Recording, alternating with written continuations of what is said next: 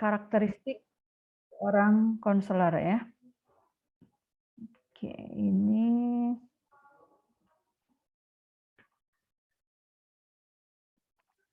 oke, terkait dengan karakteristik seorang konselor yang efektif, kenapa ini harus saya introduce kepada teman-teman semua, kenapa materi ini saya kenalkan kepada teman-teman semua, karena ini menjadi dasar bahwa menjadi seorang konselor itu walaupun sifatnya konselor sebaya, bukan konselor profesional, tetap harus terlatih, tetap harus memiliki karakter atau sifat-sifat yang menunjukkan bahwa ada kesediaan untuk membantu orang lain gitu. Sehingga ketika ada kesediaan untuk membantu orang lain, karakter yang seperti apa sih yang diperlukan, karakter yang seperti apa yang sekiranya nanti bisa menunjukkan bahwa ini adalah seorang yang bisa dipercaya untuk seseorang atau orang lain atau teman, bisa menyampaikan keluh kesahnya dan bisa dipercaya bisa membantu menemukan jalan penyelesaian terhadap masalahnya, atau bahkan bisa dipercaya membantu untuk memperbaiki hal-hal yang barangkali di saat ini memang perlu perbaikan gitu, atau ada masalah-masalah yang perlu diselesaikan. Nah, sesungguhnya karakter ini adalah untuk konselor profesional. Tetapi ketika kita menjadi seorang konselor yang terlatih, yang bisa membantu teman-temannya, maka mau tidak mau harus memiliki juga ada beberapa sifat atau ada beberapa karakter yang dimiliki oleh seorang konselor profesional, harus juga ada dimiliki oleh teman-teman yang menjadi konselor teman sebaya. Mari kita lihat. Ketika berbicara karakteristik konselor, maka kita katakan ini adalah suatu proses di mana harus melewati proses itu menjadi efektif gitu. Nah, ketika proses itu akan menjadi efektif, ketika proses ini akan menjadi sesuatu yang bermakna, memberikan manfaat, maka orang-orang yang mengendalikannya, orang-orang yang terlibat di dalamnya juga harus memiliki karakteristik yang efektif gitu. Apa saja sih karakteristik yang efektif itu nanti kita akan coba sampaikan satu persatu. Kenapa sih harus memiliki karakteristik sebagai seorang konselor yang efektif? Karena kualitas konselor atau kualitas personal dari konselor itu dapat meningkatkan atau menurunkan kualitas konseling itu sendiri gitu. Nah, seringkali konseling itu sendiri bergantung pada individunya, bergantung pada konselornya. Ketika konselornya memiliki sifat-sifat atau karakter-karakter positif, karakter-karakter yang bisa dikatakan efektif di dalam membantu orang lain, maka proses konselingnya pun bisa berjalan dengan lebih baik atau bisa menghasilkan suatu proses yang lebih berkualitas dibanding dengan orang yang tidak memiliki karakter ini. Misalnya ketika kita bandingkan ya suatu proses konseling yang dihandle atau yang dilakukan oleh seorang konselor yang memiliki karakteristik yang efektif ini dengan seseorang yang curhat atau mengeluarkan unek-uneknya permasalahannya kepada orang lain yang tidak memiliki karakter ini, atau kepada misalnya teman-teman yang memang tidak terlatih, ini akan menjadi beda kualitas komunikasinya. Ini akan menjadi beda kualitas untuk sampai pada pemecahan masalahnya gitu. Mungkin curhat terus-terusan, bahkan bisa jadi curhatannya itu bisa diketahui seluruh kampus misalnya. Atau bahkan curhat ini bukan bisa menjadi ada penyelesaian, malah menjadi bertambah masalahnya. Berbanding ketika kita menyampaikan permasalahan kita atau menyampaikan keluh kesah kita dengan berharap ada bantuan atau solusi yang diberikan oleh seorang konselor yang memiliki sifat-sifat atau karakteristik yang efektif ini, maka akan menjadi lebih berkualitas. Misalnya walaupun pertemuannya hanya 3-4 kali, tapi karena punya tujuan, karena punya strategi atau teknik yang memang profesional, maka akhirnya itu bisa terjaga permasalahan kita dan bisa mendapatkan solusi yang tepat gitu. Tidak mengumbar permasalahan akhirnya malah tambah ribut. Atau bahkan apalagi kalau kita bandingkan dengan orang yang curhat di media sosial. Contohlah saat ini ya, artis-artis itu istilahnya banyak orang yang mengistilahkan dengan flexing katanya. Flexing itu dengan kelebihan kekayaan ya. Kalau ada lagi orang yang masing-masing curhat dengan permasalahannya. Yang lagi tren tuh aduh masalah-masalah perceraian ya. Si istri curhatnya seperti ini di media sosial, si suami curhatnya seperti ini di media sosial. Kemudian si anak juga curhatnya demikian di media sosial. Akhirnya bukannya menemukan satu solusi, akhirnya malah tambah kacau gitu, tambah suram permasalahannya gitu. Silih jongklokeun ya, kalau orang Sunda mah silih jongklokeun, silih apa istilahnya malah ingin menang sendiri, semua menjelekkan pihak yang lain. Itu karena memang bukan kita meminta bantuan pada orang yang tepat atau pada orang yang memiliki karakteristik sebagai seorang konselor efektif. Itu bedanya. Sehingga kualitas curhatan, kualitas konselingnya pun akan menjadi berbeda. Nah, karakteristik ini sangat penting bagi seorang konselor, bisa dikatakan melebihi keahlian dan pengetahuan yang spesifik. Nah, kalau sekarang seorang konselor yang sudah terlatih, yang sudah memiliki pengetahuan yang banyak dan sangat spesifik, tapi ketika dia tidak memiliki karakter ini, tidak memiliki sifat-sifat yang akan didiskusikan saat ini, maka itu menjadi tidak ada manfaatnya ilmunya. Keahliannya tidak ada manfaatnya juga, karena bisa jadi ilmunya itu dipraktekkan tidak tepat karena tidak memiliki karakter yang diharapkan sebagai seorang yang bisa memberikan bantuan gitu. Maka sebagai seorang sumber daya ya, kita nanti menjadi sumber daya ya, sebagian dari sumber daya yang diharapkan untuk bisa membantu menemukan jalan untuk permasalahan orang lain, bisa membantu meningkatkan motivasi orang lain, bisa membantu untuk sama-sama memperbaiki prestasi akademik misalnya, maka sangat menjadi signifikan, sangat menjadi keharusan memiliki ciri-ciri yang akan kita diskusikan ini. Walaupun kita tidak menolak ilmu keahlian itu harus dimiliki. Menjadi seorang konselor harus ada ilmunya. Menjadi seorang konselor harus memiliki keahlian sebagai konselor. Tapi sifat ini tidak kalah pentingnya ya yang harus dimiliki oleh konselor. Nah, yang pertama adalah self awareness and understanding. Kesadaran diri atau memahami diri. Kita siapa, butuh apa, kita berhadapan dengan siapa, orang yang kita hadapi itu butuh apa gitu. Jadi kita paham diri sendiri, kita paham permasalahan kita sendiri. Jangan sampai kita mau memahami permasalahan orang lain, tapi kita tidak memahami permasalahan kita. Gitu. Jadi kita memahami diri kita memahami permasalahan kita, dan kita tahu tujuan kita. Ini untuk apa kita membantu? Memahami diri sendiri. Jadi kita paham dong dengan diri kita. Kita tahu kelemahan kita tahu kelebihan kita. Maka sangat penting untuk Anda nanti mempelajari materi berikutnya yang disebut dengan Johari Windows. Kita akan tahu kelemahan kita apa, kelebihan kita apa, dan kekuatan kita atau kelebihan kita yang barangkali kita tidak kenal gitu. Itu kapan kelebihan kita yang kita tidak kenali itu akan muncul gitu. Nah, itu yang perlu kita tahu. Makanya di sini kita sangat penting memahami diri kita sendiri. Bagaimana kita akan memahami orang lain kalau diri kita sendiri aja tidak kita pahami gitu. Ya, kan orang-orang yang akan kita bantu itu pasti dia perlu difahami.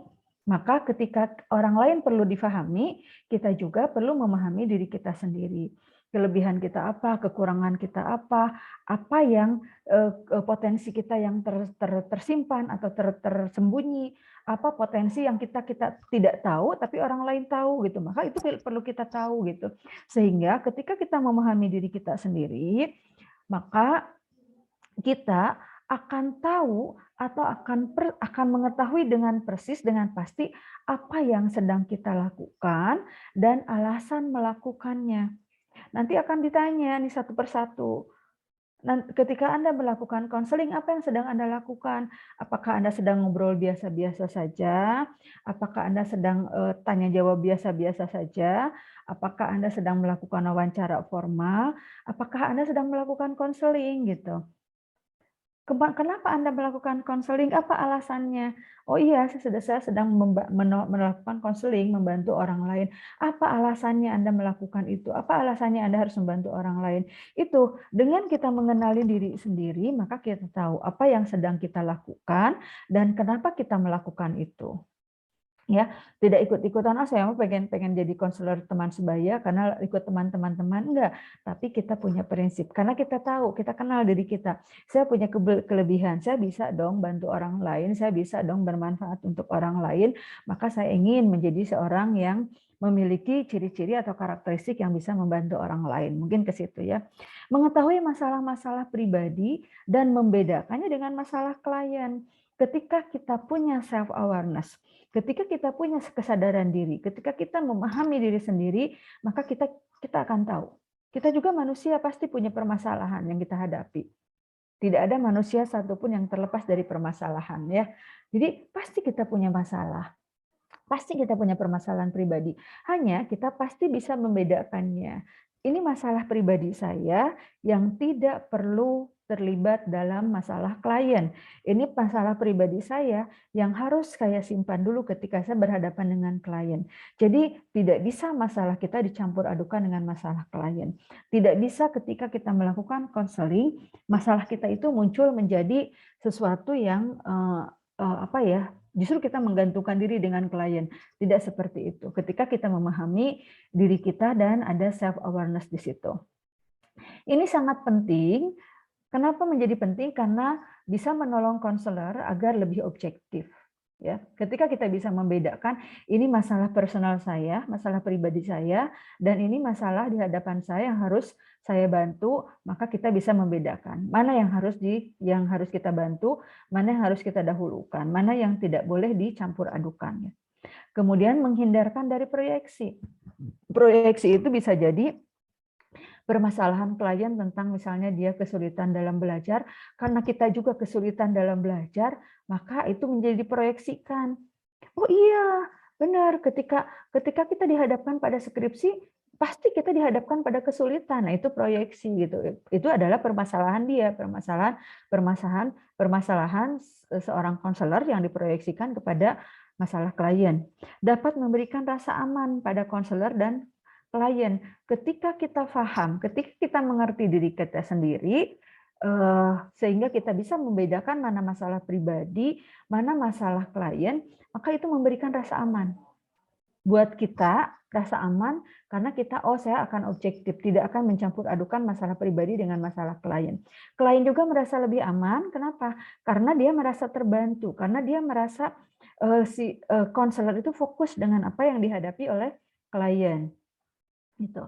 Caranya yaitu dengan menyadari kebutuhan-kebutuhan diri kita, menyadari motivasi, melakukan konseling, menyadari perasaan pribadi kita, menyadari kekuatan, keterbatasan, dan keahlian yang dimiliki, serta bagaimana cara kita dalam menghadapi stres. Ini harus kita kenali. Itu harus kita kenali. Maka ketika kita bisa nanti kan kalau dalam Johari Windows itu diberikan kotak-kotak nih, mana yang ada diri kita tuh adanya di mana. Nah, ini sebagai upaya untuk menyadari kebutuhan-kebutuhan diri, sebagai upaya untuk menyadari motivasi melakukan konseling itu apa, sebagai upaya menyadari perasaan pribadi kita seperti apa, dan menyadari kekuatan, keterbatasan, dan keahlian yang dimiliki serta cara menghadapi stres. Barangkali ketika kita cara kita menghadapi stres atau coping stres itu bisa jadi ada perbedaan dengan klien kita menghadapi stres gitu. Maka tidak ada proyeksi di situ, tidak ada mix atau mencampur adukan masalah kita dengan masalah klien. Kemudian yang berikutnya adalah good psychological health. Bahwa sebagai seorang konselor, baik konselor profesional maupun konselor sebaya ya yang nantinya memiliki tugas untuk membantu teman-teman sebayanya, diharuskan memiliki kondisi psikologis yang sehat. Diharuskan memiliki kondisi psikologis yang sehat. Karena seorang konselor itu menjadi seorang model. Misalnya ya, kalau kita seorang seorang konselor nanti Listi ini, halo Listi, Listiani, ada nama tidak ada orangnya. Kalau Listi nanti misalnya menjadi seorang konselor, tiba-tiba Listi ini orang yang pencemas gitu. Baru berhadapan dengan seorang klien, bukannya bukannya klien yang bisa curhat, tapi Listinya marah, udah cemas duluan gitu. Aduh gimana ya, bisa nggak ya saya bantu dia gitu. Aduh gimana ya dan lain sebagainya. Itu kan artinya boro-boro bisa bantu orang nantinya. Malah jangan-jangan kita yang perlu dibantu oleh orang lain. Maka di sini sebagai seorang konselor, mau konselor profesional maupun ataupun konselor sebaya, maka perlu memiliki psikologis yang sehat, ya, memiliki mental yang sehat. Gitu. Kemudian cemas atau anxiety harus terhindar dari kecemasan, harus terhindar dari anxiety. Apakah kita tidak mungkin menjadi cemas? Mungkin, setiap orang ada kecemasan tertentu. Mungkin setiap orang dalam tahapan perkembangannya ada kecemasan tertentu. Tapi dalam kondisi menjadi seorang konselor yang efektif, maka kecemasan ini bisa kita kontrol gitu. Kecemasan ini bisa kita kondisikan pada situasi yang seperti apa yang bisa membuat kita cemas gitu. Mungkin orang yang selalu cemas, aduh susah untuk menjadi seorang konselor karena jangankan membantu orang lain, membantu dirinya sendiri aja masih sulit misalnya. Kemudian konselor menjadi bagian dari masalah. Nah, ketika konselornya yang tidak sehat atau yang terganggu secara psikologis, bagaimana dia akan mencoba membantu penyelesaian masalah yang ada, dia akan menjadi bagian dari masalah klien gitu, karena bisa jadi dia tadi memproyeksikan masalahnya kepada masalah klien gitu. Dan jangan-jangan teman-teman kita nanti udah tahu karakter kita yang pencemas, karakter kita yang selalu bermasalah secara psikologis, boro-boro jadinya mau datang dengan kita, boro-boro jadinya mau konseling dengan kita, karena dia tahu bahwa kita selalu menjadi atau selalu memiliki masalah psikologis gitu. Karena itu akan menjadi model. Nah itu ya, makanya penting seorang konselor sebaya pun memiliki psikologis yang sehat. Nah, kadang-kadang ini sering kita tidak sadari kita ini sedang dalam kondisi sehat atau tidak mental kita gitu. Nah, ketika kita tidak menyadari itu, maka ini akan berdampak dengan situasi konselingnya nanti. Saat tidak menyadari kelemahan konselor, ketika kita tidak tahu kelemahan kita dan kita meneruskan atau terus menjalani konseling, maka itu menjadikan sesuatu yang bahaya ya, menjadikan sesuatu yang akhirnya bisa menjadi defense atau pembelaan terhadap permasalahannya sendiri. Ya, seringkali menjadi pembelaan terhadap permasalahannya sendiri karena dia tidak menyadari kelemahannya sebagai konselor itu seperti apa gitu. Yang ketiganya adalah sensitivity. Jadi dia sensitif terhadap kebutuhan klien. Di sini memahami sumber daya yang dimiliki oleh klien. Kira-kira teman kita yang membutuhkan bantuan kita ini punya sumber daya apa gitu. Punya kelebihan apa, punya kekurangan apa. Itu sensitif, perlu kita pahami gitu. Sensitivity di sini kita memahami sumber daya yang dimiliki klien, memahami bagaimana coping style-nya atau coping strateginya, dan memahami juga keterbatasan klien. Sehingga ketika kita mencoba menentukan, oh saya harus bantu dia seperti ini gitu, itu tidak mungkin kita memberikan bantuan, tidak mungkin kita memberikan PR gitu, sesuatu yang di luar kemampuannya, karena kita harus paham bahwa kita memahami kemampuan klien itu sampai di mana batasnya. Nah, di sini konselor yang sensitif memiliki kelebihan dalam memahami perilaku verbal dan nonverbal, dan ia pun akan lebih tepat dalam memberikan intervensi. Maka ketika proses konseling itu, sebagai seorang konselor yang sensitif, yang bisa memahami kondisi klien, dia akan memperhatikan bukan hanya bahasa lisannya, tapi juga harus memperhatikan bahasa tubuhnya. Gimana reaksi wajahnya ketika dia mengatakan, ih aku ini sebel banget, atau aku nih aduh nggak enak banget, sedih ngelihat teman-teman kayak begini gitu. Nah, mungkin itu dilihat ya, bahasa tubuhnya, mimik mukanya seperti apa, pergerakan tubuhnya seperti apa, apakah dia duduk asalnya ke depan menjadi ke belakang, atau bahkan dia banyak stretching misalnya dalam duduknya, itu adalah perlu diperhatikan. Dan seorang konselor harus sensitif ke situ gitu. Jadi bukan hanya tergantung dengan bahasa lisannya, tapi bahasa tubuhnya itu sangat perlu untuk mendukung data-data bahasa lisannya. Kok empatnya hilang ya? Empatnya hilang nih, tiba-tiba objektif. Nanti kita cari ya. Jangan-jangan pindah posisi nih, bentar. Oh, nggak ada ya. Kenapa empatnya bisa hilang ya? Sebentar. Nanti kita akan cari keempatnya apa. Yang kelimanya mungkin terdelete satu ini karena saya buat ini dalam kondisi lumayan ngantuk ya. Tadi pagi jam 1. Jadi ada bagian-bagian yang jam 1 itu saya baru memulai buka laptop kemudian membaca skripsi untuk forum tadi pagi dan menyelesaikan ini. Jadi mohon maaf ya kalau ada yang terlewat-terlewat. Oke, nanti kita akan cover yang terlewatnya. Objectivity ya, yang berikutnya adalah objectivity, yaitu kemampuan untuk terlibat dalam masalah klien. Bagaimana kita melibatkan diri, bagaimana kita mampu engage, mampu terlibat dengan masalah klien. Namun di saat yang sama kita juga mampu mengamati secara akurat masalah klien yang merupakan bagian dari empati. Jadi kemampuan untuk terlibat ini bagian dari empati yang perlu kita miliki. Intinya yang keempatnya kalau tidak salah empati nih.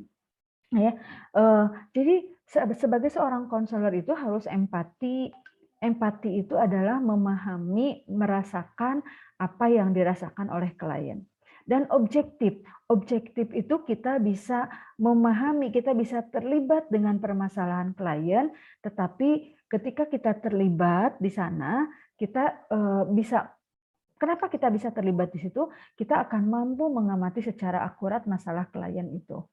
Sehingga tidak lagi kita mendengarkan katanya, tapi kita masuk ke dalam permasalahan klien sehingga kita memahami, oh klien ini apa yang dia rasakan, apa yang dia pahami terkait dengan permasalahannya. Nah, di sini fungsinya objectivity dalam counseling adalah memandang dan mendengarkan dengan cara yang berbeda dari keseharian klien.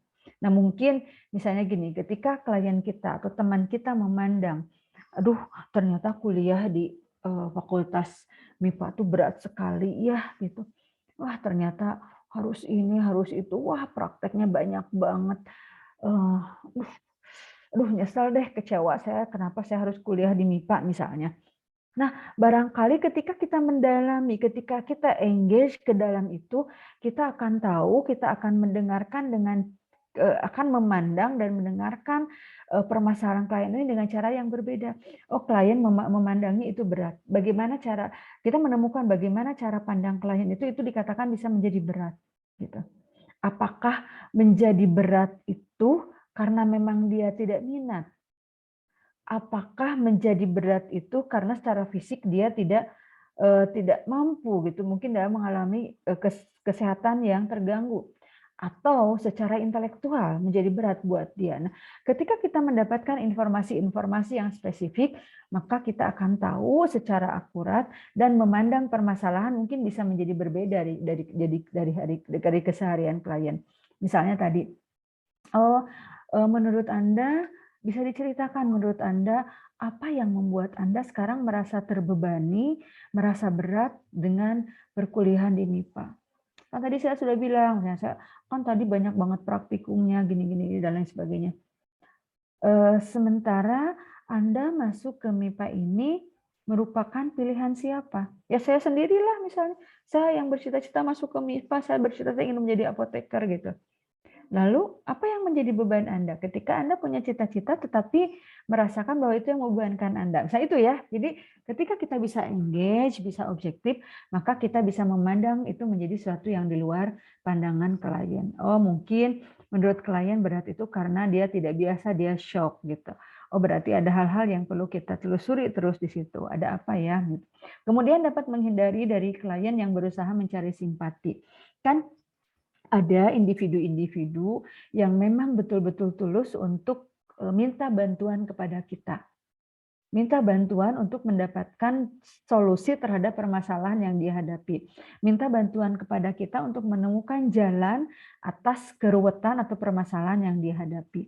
Tapi ada juga klien-klien yang hanya mencari simpati misalnya. Atau klien yang hanya membutuhkan kita karena sesuatu gitu. Nah, kita harus bisa membedakan. Ketika kita objektif, maka kita akan bisa membedakan mana orang yang sesungguhnya perlu bantuan, mana orang yang memang hanya mencari simpati saja. Gitu. Kemudian menghindari counter transference. Counter transfer ini ada pengalihan secara apa ya? Sesuatu yang sifatnya reaktif ya, dan kita bisa karena kita dilakukannya dengan objektif, dengan kita memahami secara terlibat, secara masuk ke dalam permasalahan klien, maka counter transferan ini tidak diupayakan, tidak muncul di dalam suatu proses konseling. Kemudian selain empati, selain memahami tadi objektif ya, objektivitas, ada juga kompetens. Kita harus punya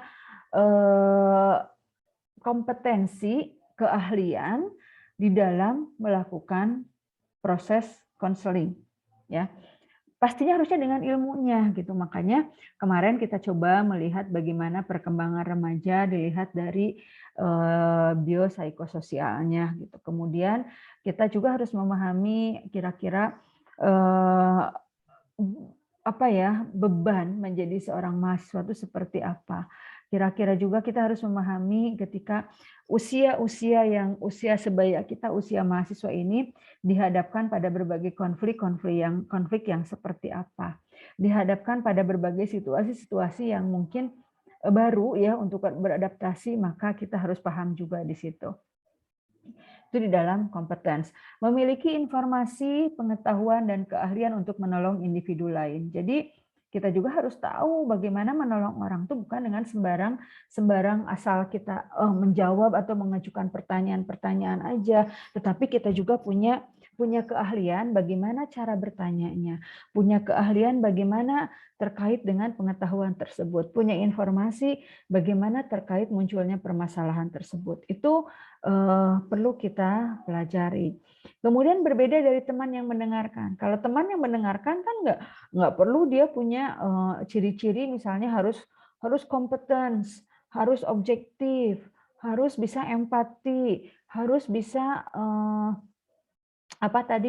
memahami diri kita sendiri atau understanding terhadap diri sendiri. Enggak gitu. Ketika kita curhat dengan teman mah ya siapapun yang dianggap dekat, yang dianggap bisa mendengarkan kita, ya kita cerita aja gitu. Nah, tetapi dengan konseling, seorang konselor itu perlu kompeten karena nanti permasalahan yang dihadapi itu bukan hanya permasalahan yang muncul dari teman dekat kita aja, tapi berbagai karakteristik klien akan muncul kepada kita dan berbagai karakteristik permasalahan perlu kita bantu gitu. Maka harus kompeten, harus punya ilmunya, harus punya informasinya, harus punya keahlian dalam membantu individu lain.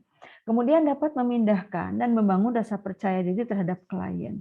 Nah, ketika kompetens, ketika kita dianggap memahami, ketika kita dianggap skillful gitu, punya keahlian, maka orang lain yang menjadi klien kita, yang menjadi konseli kita, yang menjadi teman kita dan dia mau menyampaikan permasalahannya kepada kita menjadi lebih trust, menjadi percaya kepada kita. Bahkan klien juga percaya diri dengan oh saya yakin bahwa si teteh ini bisa membantu saya menemukan jalan. Jadi dia merasa aman, dia merasa percaya diri, dan saya bisa yakin bahwa saya bisa keluar dari permasalahan ini dengan meminta bantuan pada si Teteh Anu misalnya. Gitu. Itu maksudnya dapat memindahkan dan membangun rasa percaya diri. Aduh, mata saya pedih.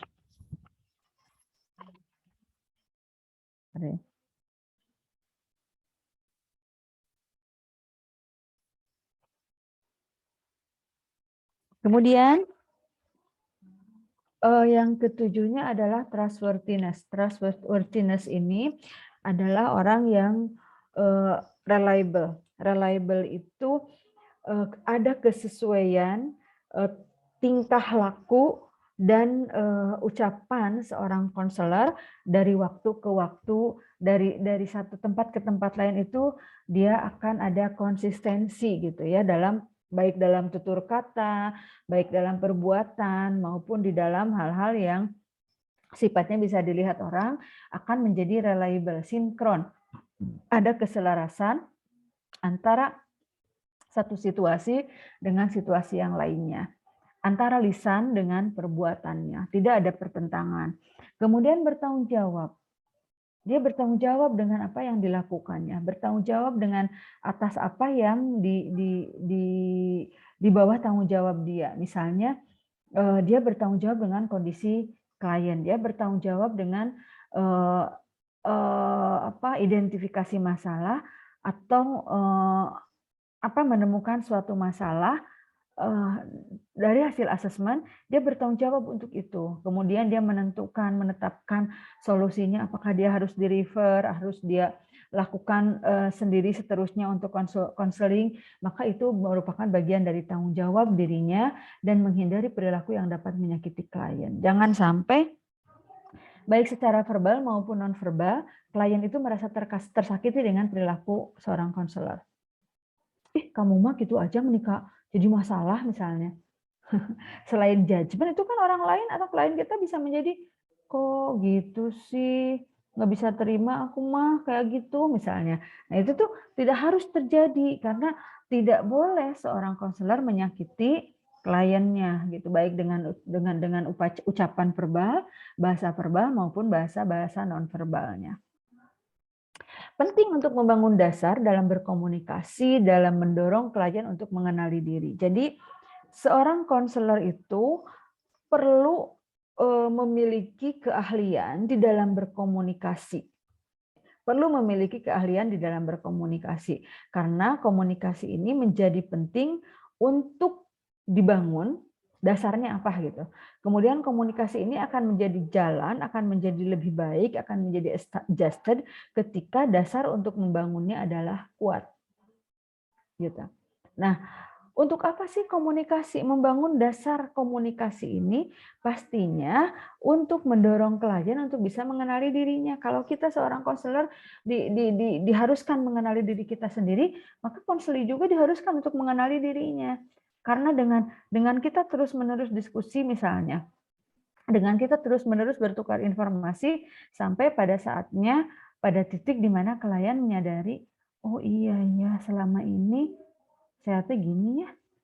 Selama ini saya tuh belajarnya belum benar. Jadi selama ini saya dapat nilai jelek itu nggak pernah saya mengintrospeksi diri, tapi yang saya lakukan adalah menyalahkan orang lain misalnya. Itu kan disadari ya, disadari oleh klien berkat hasil dari komunikasi yang sudah dibangun gitu. Nah ini yang keduanya dalam trustworthiness, dan yang ketiganya adalah jujur. Jujur dapat dijadikan panutan. Gitu. Enak kan? Nah, selama ini ya yang selalu dijadikan panutan itu adalah ustadz gitu. Kiai, tempat curhat spiritual katanya itu dijadikan panutan. Nah, di satu sisi kalau konselor pun harus bisa dijadikan panutan. Gitu. Artinya kita sebagai konselor sebaya nanti bisa jadi dijadikan panutan oleh teman-teman kita, dijadikan referensi atau rujukan ya ketika aku teh punya masalah ini, kemarin kan saya udah diskusi sama Teteh ya, masalahnya beda Teh, sekarang saya mau diskusi lagi dengan Teteh karena saya tuh kagum lihat Teteh misalnya ya, kalau diucapkan dengan verbalnya gitu. Jadi harus jadi panutan gitu, karena tadi bahwa bahwa konselor itu role model gitu. Jadi ketika kita menjadi panutan, ketika konselor menjadi panutan, konseling itu mau lagi datang gitu. Karena merasa terbantu. Bahkan dia bisa jadi promosi ke teman-teman yang lain, "Ih, aku mah dah ketika aku punya masalah, aku mah curhat dah ke konselor sebaya, ke sana tuh."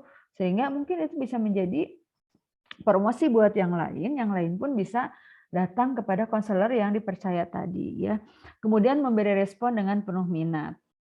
Ketika sudah jujur, kemudian menjadi panutan, menjaga komunikasi dengan baik, bisa memberi respon terhadap suatu stimulus dengan penuh minat. Gitu. Itu karakteristik di trustworthiness.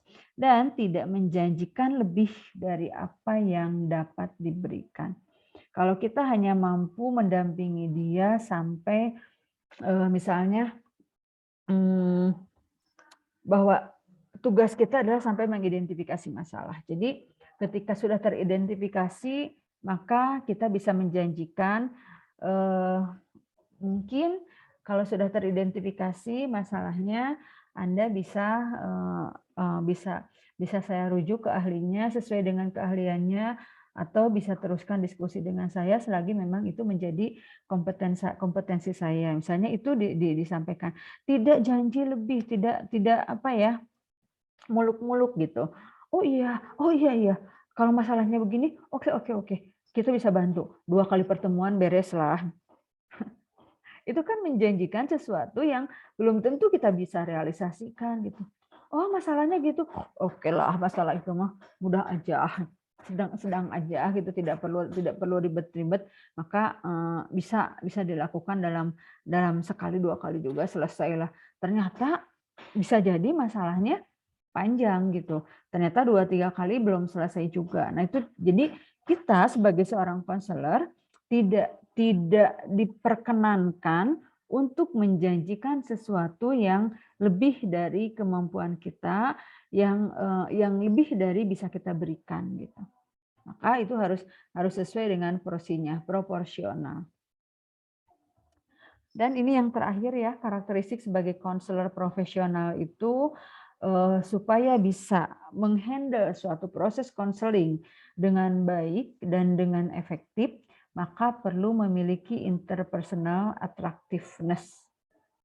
Ada saya mah selama ini juga atraktif, punya interpersonal atraktif, orang-orang tuh tertarik dengan tampilan saya.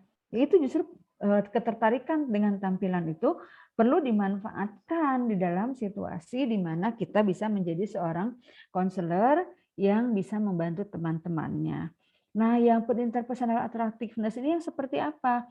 Konselor yang dipersepsi ramah, gitu. Ada nggak sih teman-teman mau datang kepada seorang konselor yang dikatakan jutek? Ya, kalau orang udah jutek, udah judes gitu, boro-boro kita mau datang untuk minta bantuan, kadang mau nanya aja males kan? Ya, maka di sini sebagai seorang konselor itu harus bisa dipersepsi ramah. Bukan kita mengatakan, oh saya mah ramah kok, saya mah baik kok, enggak. Tapi orang lain yang bertemu dengan kita mempersepsikan bahwa kita itu sebagai orang yang ramah gitu.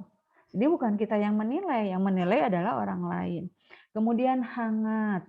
Hangat itu bukan karena direbus ya, tapi memberikan kehangatan tetiis gitu. Orang yang hangat itu kan kadang ada humor-humornya, tapi dalam batasan-batasan tertentu.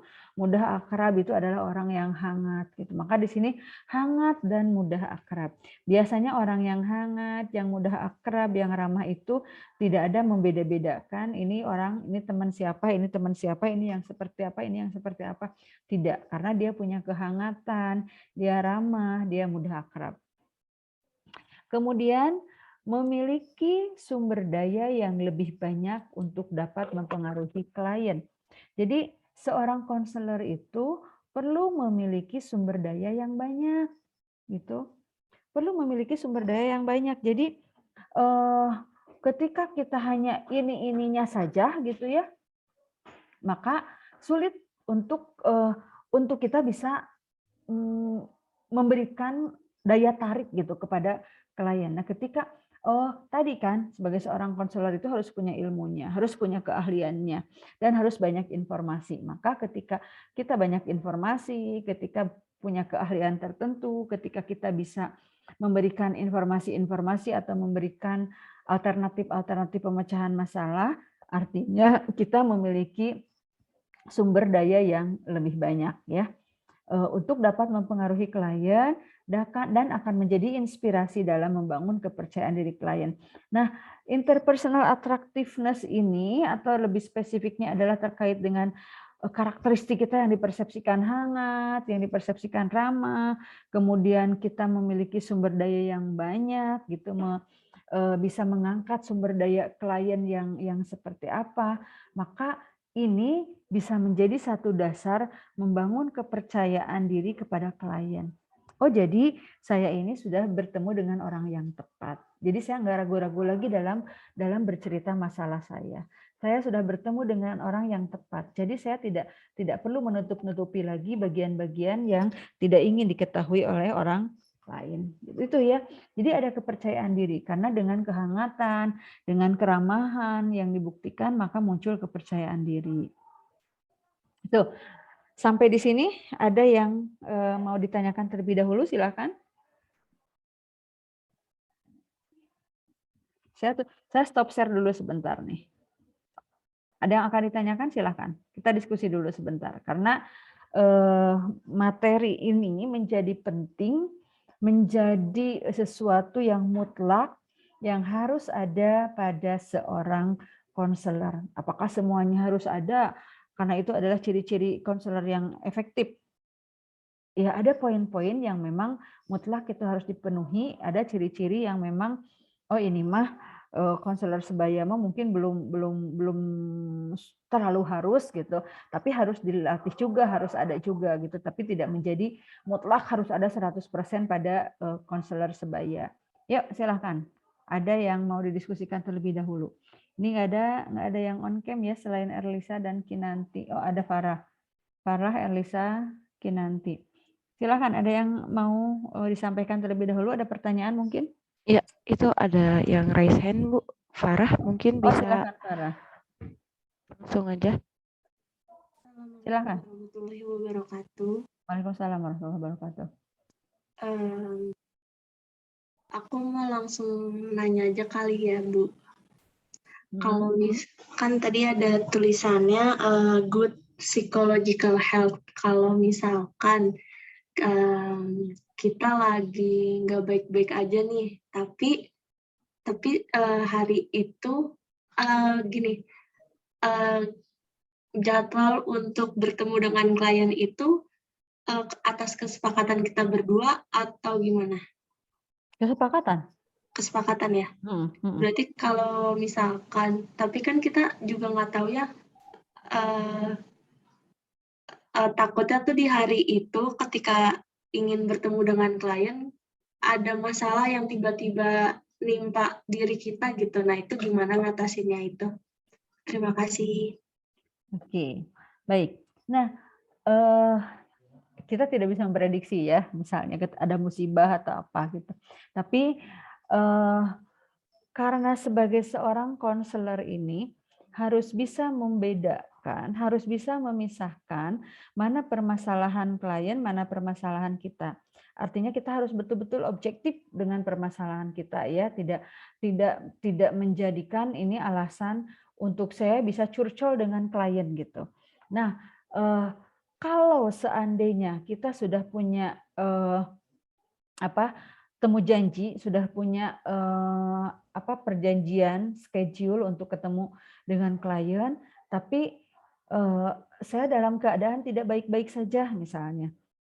Selagi kita memang tidak mungkin bisa membedakan, selagi kita tidak bisa memisahkan permasalahan kita dengan permasalahan klien, maka sebaiknya secara etika kita tidak melanjutkan pertemuan itu.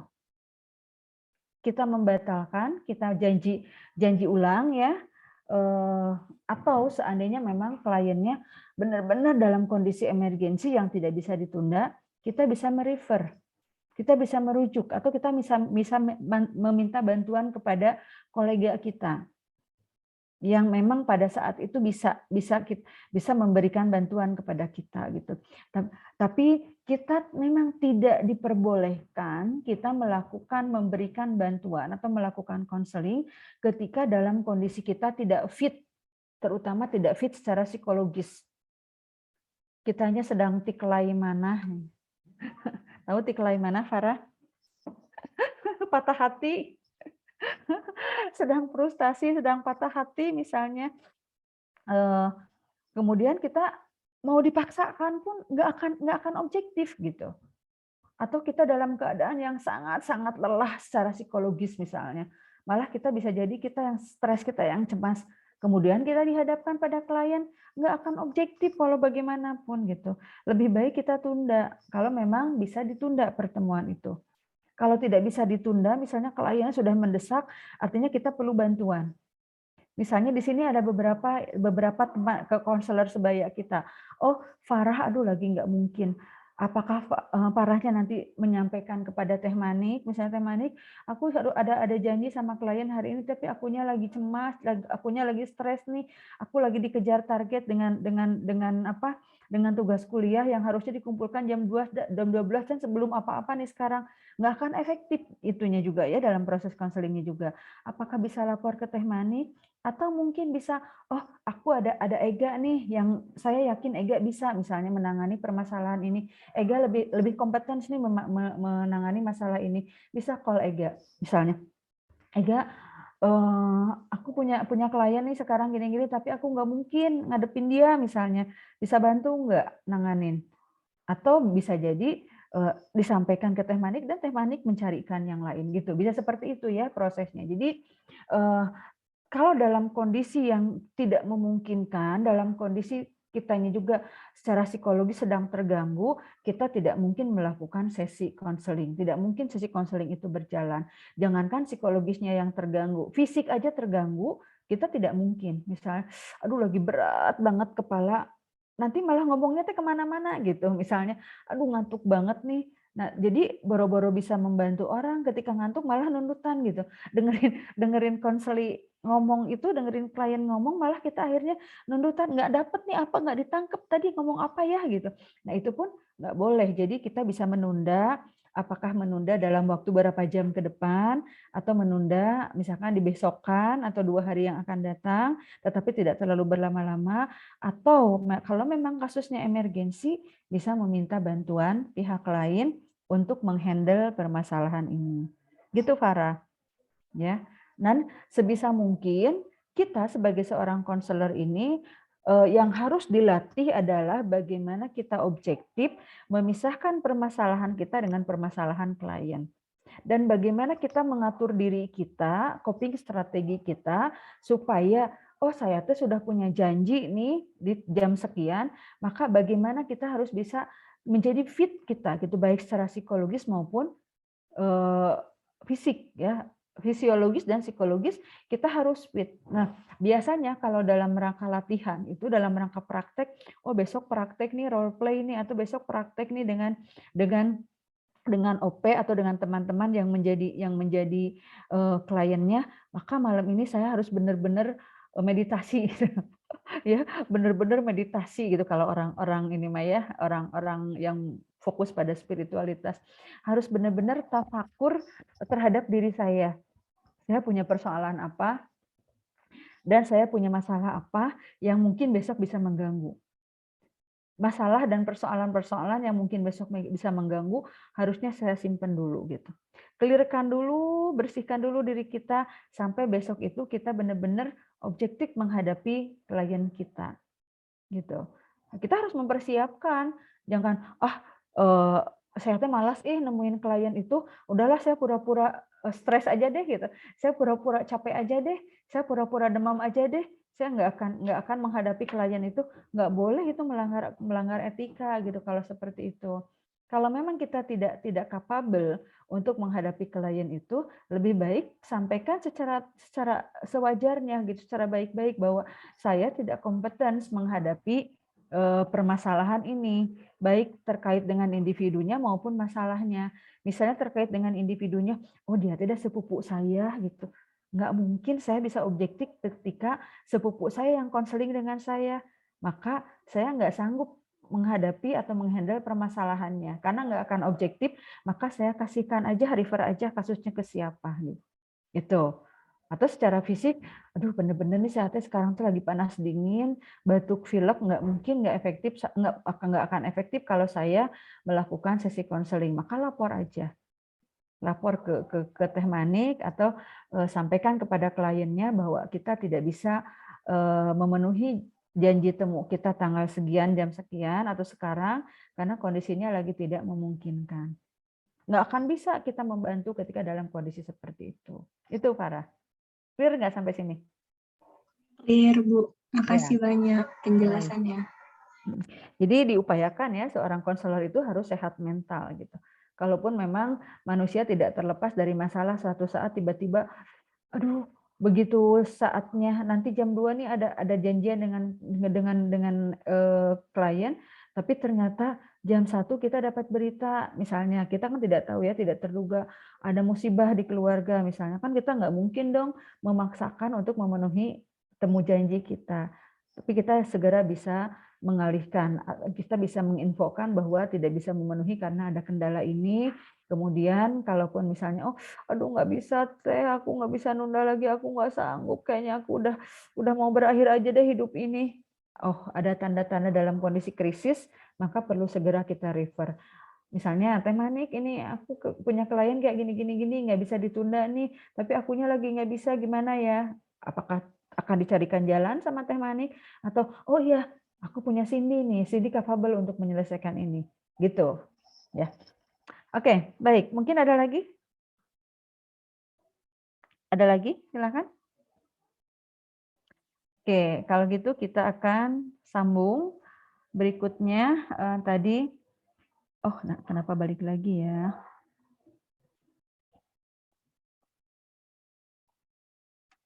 Oke, tadi sampai ke 8 ya, sudah sampai sini. Kita masuk ke efektivitas konseling.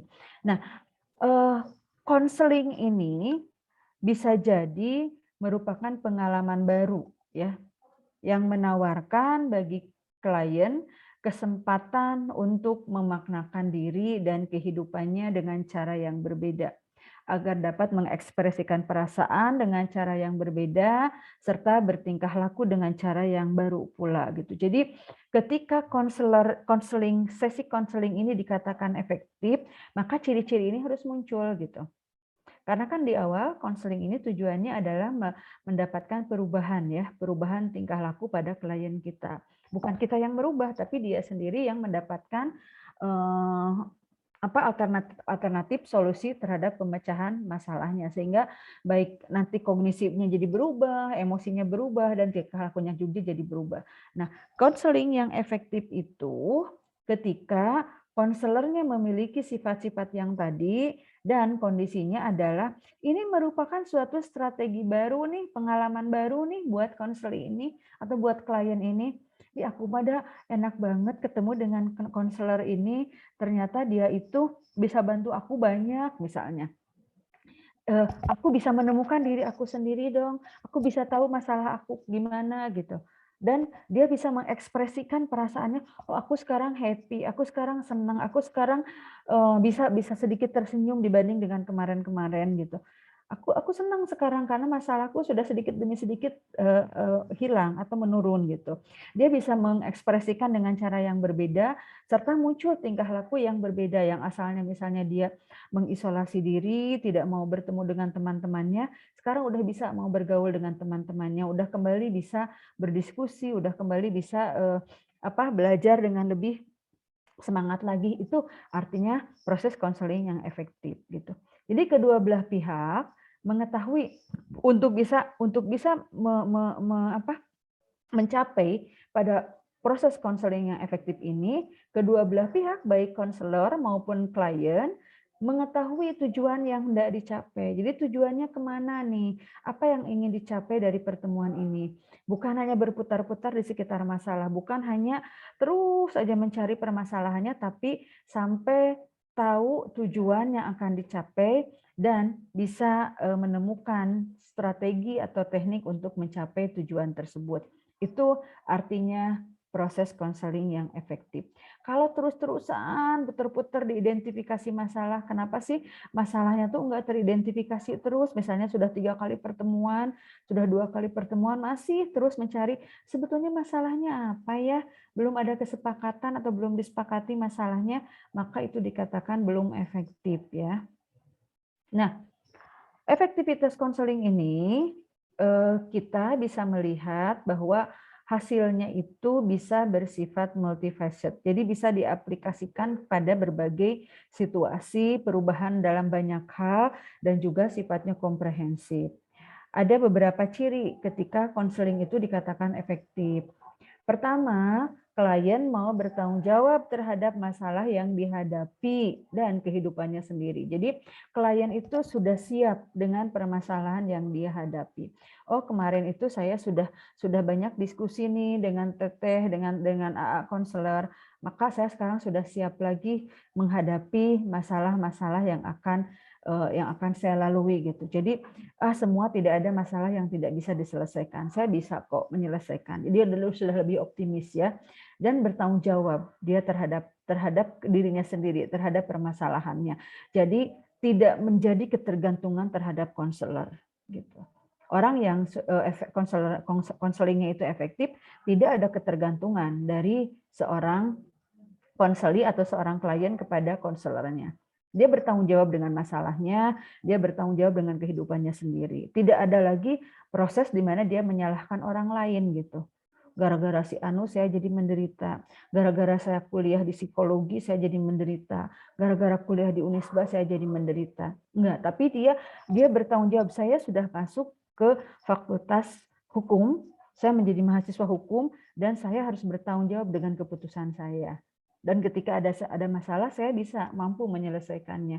Apakah saya dengan berkonsultasi dengan orang ahlinya, atau saya menemukan persoalan-persoalan itu dengan penyelesaiannya sendiri. Gitu. Itu. Ya. Kemudian pemahaman klien yang lebih mendalam terhadap masalahnya, dia paham perasaannya, gitu. Dan dia tahu kalau yang dia munculkan itu adalah reaksi-reaksi somatis, misalnya ketika dia mendapat celaan dari teman-teman, tiba-tiba aduh saya sakit perut gitu. Nah itu tuh dia akan paham gitu kalau itu reaksi-reaksi somatis yang muncul pada waktu-waktu tertentu ketika dia dihadapkan pada tekanan misalnya. Jadi bagaimana dia respon terhadap reaksi-reaksi tersebut, bagaimana respon terhadap perasaan yang ada pada dia saat ini. Kemudian memahami tentang pikiran-pikiran. Jadi saya tahu yang saya pikirkan ini adalah sesuatu yang harusnya yang harusnya logis gitu, rasional. Hal-hal yang positif yang saya pikirkan, hal-hal yang tidak membuat saya menjadi terganggu, hal-hal yang tidak membuat saya justru menjadi cemas gitu. Kemudian saya paham betul kalau saya berpikiran seperti ini, maka saya akan menjadi cemas. Maka saya tidak boleh memikirkan hal-hal ini terlalu berlebihan, atau saya tidak boleh memikirkan sesuatu yang itu tidak logik, tidak bisa diterima secara logika misalnya. Itu akan menjadi suatu perubahan yang penting di dalam cara dia berpikir, dalam cara dia mengekspresikan emosinya. Kemudian memahami tentang tingkah lakunya. Jadi dia akan paham apa yang muncul, apa yang dia lakukan dengan konsekuensinya. Ketika dia melakukan ini, maka konsekuensinya akan seperti apa. Ketika dia bertingkah laku begini, maka konsekuensinya seperti apa. Jadi saya harus berpikir atau mempertimbangkan tingkah laku yang mungkin muncul, apakah tingkah laku itu akan membuat saya menjadi memiliki masalah, atau masalah yang saya hadapi ini menjadi lebih parah gitu, atau ternyata tingkah laku yang saya munculkan itu justru adalah tingkah laku sehat yang bisa membuat saya menjadi lebih berkembang dan lebih maju lagi misalnya.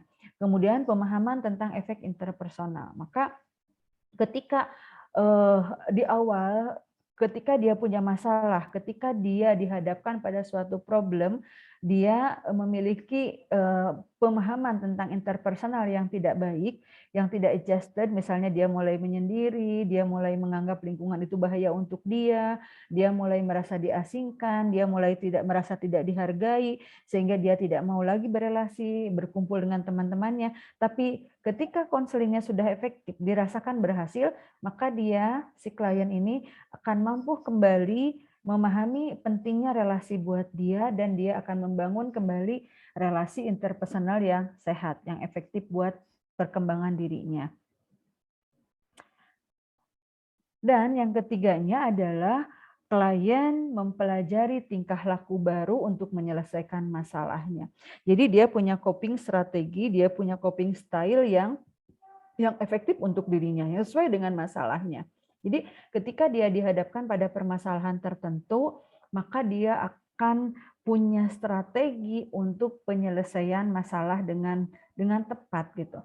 Kalau dia bertemu dengan permasalahan yang baru, maka dia akan belajar tingkah laku baru untuk coping atau untuk menghadapi permasalahan tersebut. Oh, kalau saya suatu saat dihadapkan pada teman-teman yang tidak mau menerima saya, dihadapkan pada teman-teman yang mau memaksakan dirinya, atau dihadapkan pada teman-teman yang dia merasa sok pintar, sok benar, sehingga saya ini tidak dianggap, maka dia sudah siap dengan tingkah laku barunya yang lebih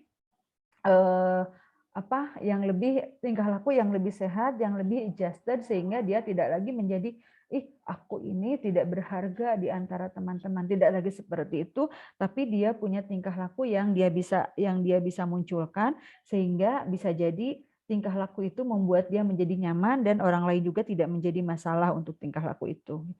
Kemudian klien dapat membangun relasi yang efektif, karena seringkali permasalahan ini berdampak dengan relasi yang menjadi tidak nyaman, tidak enak, maka setelah adanya keberhasilan dalam satu proses konseling, klien ini bisa membangun relasi yang lebih efektif lagi. Nah, ini muncul semua keberhasilan ini atau efektivitas ini bisa muncul, bisa berhasil pada proses konseling yang memang dilakukan oleh seorang konselor yang memiliki karakteristik yang tadi ya, empati, objektif gitu. Kemudian dia memahami permasalahan klien, dia memahami permasalahan dirinya. Jadi dia bisa memandang suatu permasalahan bukan dengan cara pandangnya, tapi dengan cara pandang klien yang bisa jadi cara pandang klien yang berbeda dari sisi yang berbeda gitu. Kemudian ada lagi kita menjadi sosok yang role model ketika kita memiliki kesehatan psikologis, kemudian kita bisa menjadi panutan ketika kita memiliki daya tarik atau atraktif, sehingga orang-orang atau klien itu datang kepada kita dan memberikan kepercayaan untuk meminta bantuan untuk bisa dibantu menemukan solusi atas permasalahannya. Nah, dari karakter-karakter yang tadi disebutkan ini, maka kita turunkan atau kita operasionalkan pada seseorang yang nantinya menjadi kader atau menjadi seorang konselor teman sebaya. Kalau tadi yang 8 itu adalah karakteristik seorang konselor yang efektif, yang sifatnya profesional, mana yang bisa diturunkan, mana yang bisa dijadikan pedoman untuk konselor sebaya. Jadi antaranya ini, bahkan munculnya menjadi lebih banyak nih ketika dioperasionalkan. Dia harus bisa bersahabat ya, bersahabat atau memiliki karakteristik yang hangat. Jangan jutek gitu, ya. Jangan jutek, jangan menunjukkan wajah yang judes gitu.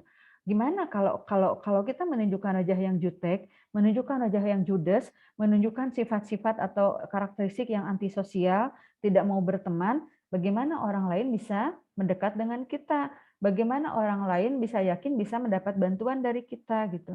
Maka kita perlu menunjukkan sikap yang bersahabat, bisa meraih orang lain, bisa merangkul orang lain, tapi dengan catatan bukan manipulasi. Kita merangkul orang lain dengan penghargaan, dengan saling menghargai, bahwa dia adalah sesama manusia yang memiliki rasa, yang memiliki emosi, memiliki pola pikir, memiliki persepsi, sehingga bagaimana caranya kita mendekat dengan mereka, bagaimana caranya kita memiliki sifat ramah, bersahabat dengan mereka, dan menunjukkan kehangatan dari kita. Gitu. Kemudian memiliki minat pada kegiatan layanan bantuan. Layanan bantuan itu karena konseling teman sebaya ini adalah sesuatu yang sifatnya sukarela, maka sebagai seorang konselor ini harus punya karakter bahwa dia sukarela bersedia membantu orang lain. Nah, kalau di dalam proses-proses pendidikan mungkin atau di dalam bimbingan konseling ini sering disebut dengan karakter prososial gitu. Bisa juga sih disebut prososial, tapi ini bantuannya dalam bentuk bantuan alternatif pemecahan masalah ya. Maka lebih dikatakan ke arah empati gitu ini. Jadi lebih kepada arah empati. Karakter yang harus dimiliki bahwa kita sukarela, siap bersedia untuk membantu orang lain. Kemudian dapat diterima orang lain. Ini turunan dari yang tadi interpersonal attractiveness, bahwa kita bisa diterima oleh orang lain, bahwa teman-teman yang akan menjadi klien kita tuh bisa menerima keberadaan kita, bisa mendengarkan, bisa mencerna apa yang kita sampaikan gitu. Buktinya kita bisa diterima oleh orang lain ternyata dibutuhkan oleh teman-teman yang sedang memerlukan bantuan gitu. Dan orang-orang itu bisa datang ke kita karena dia butuh kita, itu buktinya diterima oleh orang lain. Kemudian toleran terhadap perbedaan sistem nilai. Kita harus punya toleransi. Bisa jadi antara kita dengan teman kita yang menjadi konseli atau dengan teman kita yang menjadi klien itu punya sistem nilai yang berbeda. Itu harus toleran. Tapi bukan berarti menyetujui sistem nilai yang memang bertentangan dengan value kita, terutama dengan syara ya, dengan syariat kita. Nah, kita bertoleran tuh misalnya gini, ketika kita mau mencoba menyampaikan atau kita mau mencoba membantu klien yang dia memiliki value atau sistem nilai bahwa ketika kita mau menyampaikan permasalahan itu tidak bisa dong masalah-masalah yang terkait dengan sangat personal, misalnya masalah yang tentang kerancuan atau kekacauan di dalam keluarga disampaikan kepada orang lain. Buat saya itu adalah suatu nilai yang aib gitu, mengaibkan. Buat saya itu adalah yang rahasia yang harus dijaga, yang tidak boleh dikeluarkan. Nah, kita harus menghargai itu, toleran terhadap itu. Kita tidak boleh memaksa bahwa dia ini penting untuk supaya tahu latar belakang masalahnya seperti apa, latar belakang keluarga kamu seperti apa, sehingga kamu harus cerita tentang ini. Akhirnya daripada cerita malah dia nangis misalnya. Berarti itu tidak toleransi terhadap perbedaan sistem nilai. Kita harus toleran. Oh, berarti dia agak tabu nih untuk berbicara ini, atau dia sangat sensitif ketika berbicara ini, atau dia menganggap itu adalah aib keluarga yang tidak perlu diumbar. Maka oke deh, kita switch aja ke area yang lain untuk bisa menggali permasalahan dia dari area yang lain gitu. Itu artinya kita toleran terhadap perbedaan sistem nilai. Energik. Kita energiknya bukan harus lari-lari ya gitu. Tapi kita punya energi cukup untuk bisa menampung emosi-emosi negatif dari klien kita. Karena pada saat sesi konseling itu adalah proses di mana seseorang akan menumpahkan atau akan mengalihkan atau mentransfer energi negatifnya dari dia kepada kita sebagai konselor. Maka kita perlu siap, perlu energik, perlu sehat, perlu punya tenaga untuk itu. Mendengarkan bukan hal yang mudah gitu. Kita mendengarkan orang yang ngoceh banyak cerita gitu kan, ada orang yang banyak cerita kanan kiri kemana-mana, akhirnya aduh kok ini saya di mana ya harus matong, di mana ya saya harus berbicara, di mana ya kapan ya saya harus menarik atau merefleksikan kalimatnya, itu capek gitu. Dan sesi konseling itu biasanya berkisar antara 60 sampai 90 menit. Kalau kita dalam keadaan lapar, kalau kita tidak punya energi untuk melakukan itu, kita tidak akan efektif konselingnya. Maka kita perlu energi, perlu tenaga, perlu siap secara fisik untuk melakukan itu. Menjadi istilahnya tuh garbage ya, menjadi tempat sampah untuk menampung emosi-emosi negatif dari klien kita dan menggantikannya dengan emosi positif gitu. Kemudian memiliki emosi yang stabil. Nah, tadi ketika kita dalam kondisi bermasalah secara psikologis, maka tidak bisa kita melakukan sesi, maka kita harus belajar, harus dilatih bagaimana kita bisa memiliki emosi yang stabil, tidak swing ya, tidak moody gitu, tidak. Aduh, sekarang saya mah lagi malas menghadapi klien, makanya nggak mau lah. Gimana gitu kan? Ini kita mah harus siap di setiap saat gitu. Maka kita perlu belajar untuk memiliki atau melatih bahwa emosi kita harus bisa menjadi stabil. Kemudian memiliki prestasi belajar yang cukup baik atau minimal rata lah gitu. Karena kenapa? Karena mungkin permasalahan yang dihadapi banyak banget ya kalau di kalangan siswa dan mahasiswa ini, masalahnya adalah terkait dengan nilai, terkait dengan prestasi belajar, terkait dengan motivasi belajar. Kalau modelnya aja misalnya prestasinya IPK-nya Nasakom, bagaimana akan menjadi role model? Enak aja si teteh ini ngasih saran, ngasih jalan, ngasih gini-gini, dianya aja IPK-nya jelek misalnya gitu. Jadi ini menjadi syarat mutlak bahwa menjadi seorang konselor sebaya ini harus memiliki prestasi belajar yang baik gitu. Maka ini dari kemahasiswaan akan menyaring ya, akan melihat kira-kira kalau prestasi belajarnya di bawah rata-rata, apalagi sudah semester 10 belum selesai-selesai misalnya, atau ternyata sudah di semester 5, 6 IPK-nya masih 2 ke bawah atau 2,5 ke bawah, apakah dia bisa membantu orang lain itu, terutama di dalam membantu permasalahan terkait dengan akademik, sementara dianya sendiri masih tertatih-tatih gitu. Maka perlu dipertimbangkan bahwa prestasi itu menjadi bagian yang penting untuk seorang konselor sebaya.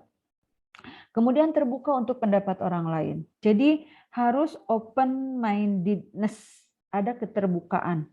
Open-mindedness, harus ada keterbukaan. Bagaimana kita bisa terbuka dengan pendapat-pendapat orang lain. Karena klien bisa jadi dia punya banyak pendapat ya.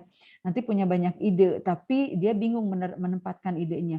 Kalau kita tidak terbuka, itu mah nggak sesuai, nggak tepat.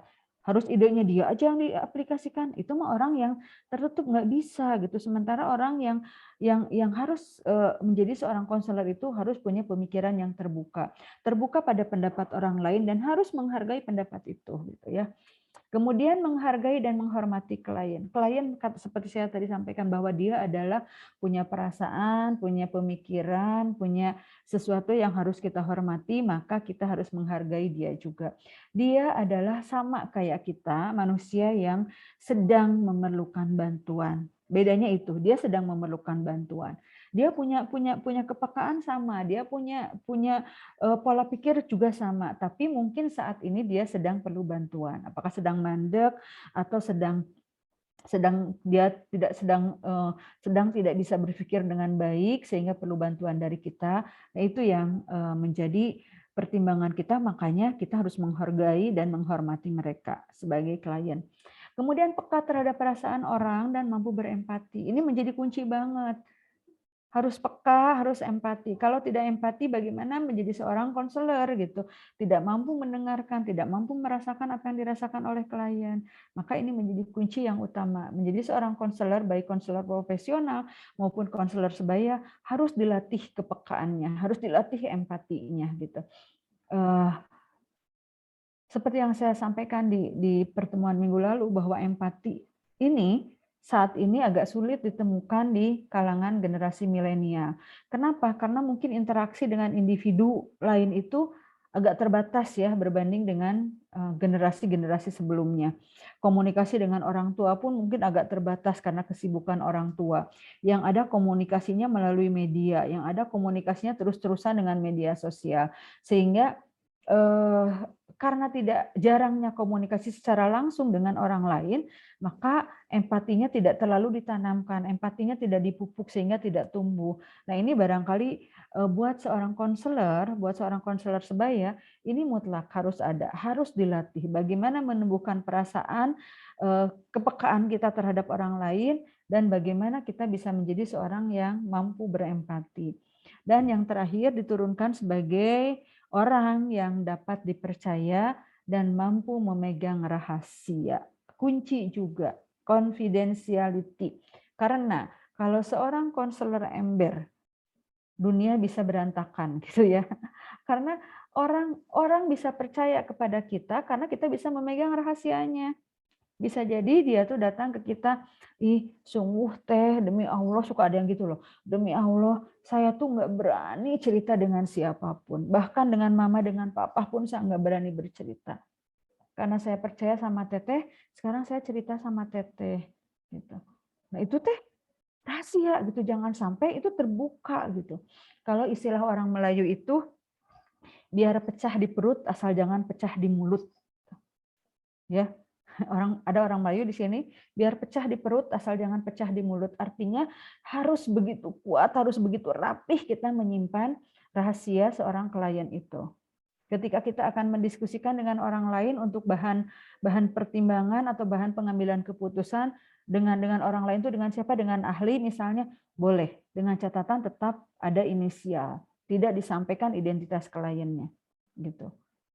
Ya, bahkan sekalipun misalnya konselor ahli di sini di ULPT ada permasalahan terkait dengan mahasiswa, kan kalau menurut ini masih sesama konselor sama psikolog gitu dan sesama mahasiswa kita, ya wajarlah kita diskusi tapi tetap kita pegang. Enggak dong, enggak didiskusikan. Kita punya solusi masing-masing, kita punya cara untuk membantu, punya cara masing-masing untuk membantu. Kalaupun ada satu psikolog yang memang memerlukan misalnya memerlukan arahan, memerlukan diskusi dengan senior atau dengan kolega yang memiliki keahlian yang sama, maka permasalahan itu akan dibuka, akan dibawa kepada ahlinya, kepada konselor senior, tetapi dengan tetap tidak menyampaikan ini masalah siapa gitu. Hanya seperti ini, Bu, saya punya masalah ini saya punya klien masalahnya seperti ini. Kira-kira gimana ya, kita diskusi yuk bagaimana alternatif pemecahannya atau bagaimana secara konsep teori seperti apa. Kan kita nggak menyebutkan. Jadi blind case ya. Jadi kasus yang tidak teridentitas, kasus yang digelapkan atau bukan yang digelapkan, yang disamarkan sehingga orang lain tidak akan tahu siapa yang punya masalah ini. Itu ketika seorang konselor memegang kerahasiaan, itu menjadi kunci confidentiality. Kalau konselor tidak bisa konfidensial, tidak bisa menjaga kerahasiaan, maka itu akan melanggar etika terkait dengan etika dalam konseling. Nah, itu mungkin ya materi terkait dengan karakteristik seorang konselor sebaya ini. Bagaimana nanti kita mencoba melatihkan ini tidak bisa muncul simsalabim dalam sehari langsung bisa berubah menjadi seorang yang empati, dalam waktu beberapa jam simsalabim bisa menjadi seorang yang memiliki bisa terbuka dengan perbedaan nilai, bisa memiliki emosi yang stabil, tapi ini perlu dilatih, perlu banyak masukan lagi, perlu banyak ilmunya lagi, perlu banyak latihan yang kita lakukan. Itu barangkali. Mangga sebelum ditutup mungkin silakan ada hal yang akan ditanyakan lagi dari teman-teman semua.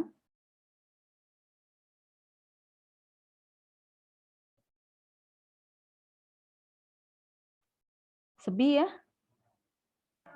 Ya, mangga untuk teman-teman ini tadi sempat dipantau di grup masih aktif, mungkin masih bisa menyimak juga ternyata di Zoom. Barangkali ada yang malu-malu atau lagi ada kegiatan sharing device, bisa di chat pertanyaannya di kolom komentar, atau mau langsung juga mangga raise hand terlebih dahulu. Oh, ini ada di chat ya.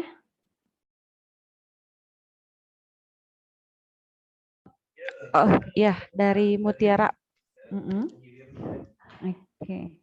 Baik, bismillah izin bertanya Bu, sebelumnya mohon izin melalui chat, adakah referensi terkait dengan psikologi Islami bisa saya rujuk seperti literatur yang mudah dipahami untuk menambah wawasan? Terima kasih sebelumnya. Oh, banyak sekali ya. banyak sekali literatur yang pendekatan Islam, baik konseling pendekatan Islam maupun psikologi pendekatan Islam sudah banyak sekarang, baik yang dalam bahasa Indonesia, dalam bahasa Inggris, apalagi dalam bahasa Arab, tidak diragukan ya, banyak banget gitu. Nah, silakan bisa dijadikan referensi. Kalau yang selama ini terkait dengan konseling Islam, saya menggunakan referensi dari Ghulam Rasul, dari seorang guru besar dari Pakistan ya. Ghulam Rasul ini menulis buku tentang Islamic counseling ya, dari teori dan praktisnya. Walaupun beliau sudah guru besar, sudah profesor, sudah menulis buku, tapi saya kagum sekali dengan beliau, masih aktif, beliau pun mencari-cari gitu, masih aktif beliau mengikuti seminar di sana sini. Bahkan pernah sampai beliau tuh nge-WA saya terus-terusan untuk hadir dalam seminar internasional yang diadakan oleh Fakultas Psikologi Unisba.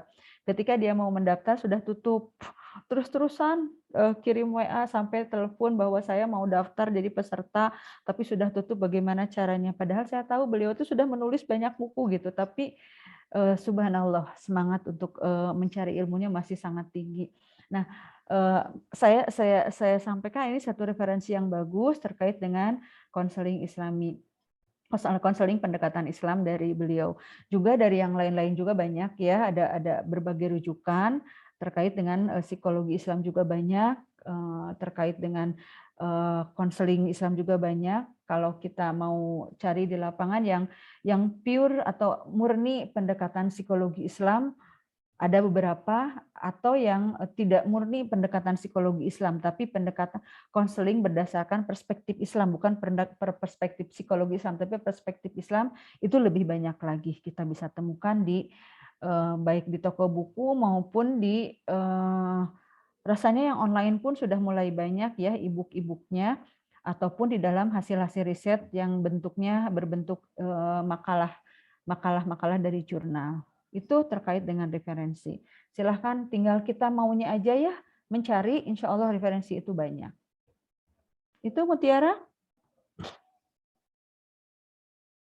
Ya. Ada lagi yang lain, Mangga? Silahkan. Sepertinya tidak ada ya, Teh Syifa dan Teh Manik? Iya Bu, sepertinya, dan Mutiara juga sudah merespon. Terima kasih Bu, katanya. Ya, sama-sama. Ya. Kalau baik, ya, tidak ada ya, saya tutup dulu aja ya tuh untuk materi hari ini. Ya, baik.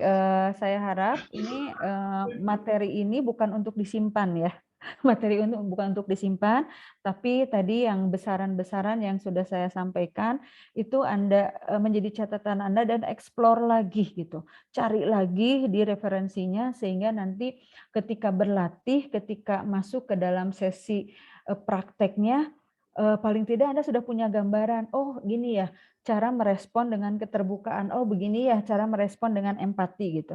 Jadi silahkan explore lagi, cari lagi untuk penjelasan terkait dengan materi ini yang lebih luas, lebih mendalam dari berbagai sumber, sehingga memperluas wawasan kita semua di dalam proses menjadikan diri kita mungkin lebih siap lagi dalam memberikan bantuan terhadap orang lain ya.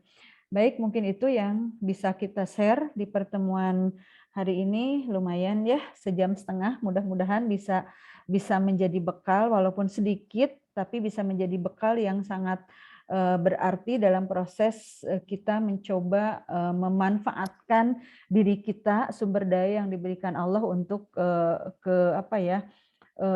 kebermanfaatan bagi teman-teman kita dan bagi lingkungan kita.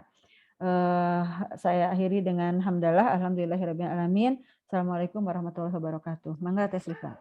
Ya, waalaikumsalam warahmatullahi wabarakatuh. Terima kasih kepada pemateri kita pada hari ini, Ibu Lilim, yang telah memberikan materi yang luar biasa pada hari ini. Terima kasih juga teman-teman yang sudah bergabung hari ini. Jangan lupa untuk mengisi absensi yang sudah di-share di kolom chat. Saya live ya. Mangga Ibu, hatur nuhun. Sami-sami, mangga. Yuk, assalamualaikum. Waalaikumsalam. Ya, teman-teman yang di Zoom, jika sudah mengisi absensi, kita akhiri sesi pelatihan peer counselor pada hari ini. Wabillahi taufiq wal hidayah. Wassalamualaikum warahmatullahi wabarakatuh. Waalaikumsalam warahmatullahi wabarakatuh. Makasih Teh. Terima kasih Teh. Terima kasih banyak ya.